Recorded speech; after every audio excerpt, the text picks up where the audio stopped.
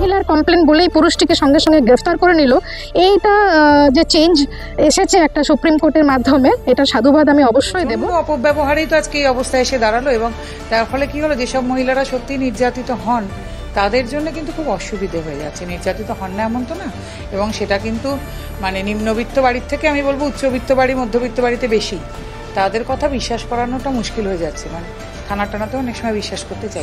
কথাটা যাতে মিসইউজ আর না করা হয়, সঠিকভাবে বিচার পদ্ধতি যেন এগোয়, সেই কারণে এটিকে কুলিং পিরিয়ডটা রাখা হয়েছে, এবং সঠিক যারা মানে কি বলে যারা সত্যিকারের অভিযুক্ত, যারা সত্যিকারের দোষী, তারাই যেন শাস্তি পায়, এই জন্য এই 2 মাসে এটা দেওয়া হয়েছে, এবং আমরা তাকে খুব সম্মান জানাই। যারা আসল অভিযুক্ত তাদের বিরুদ্ধে কড়া ব্যবস্থা নেওয়ার জন্য একটা প্রাথমিক তদন্ত হওয়া দরকার।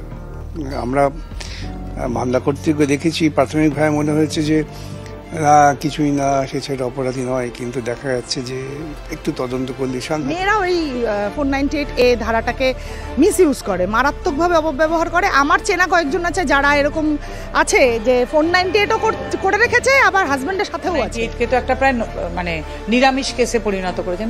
কারা দায়ী? দায়ী তো আপনারা, বুঝতে হবে।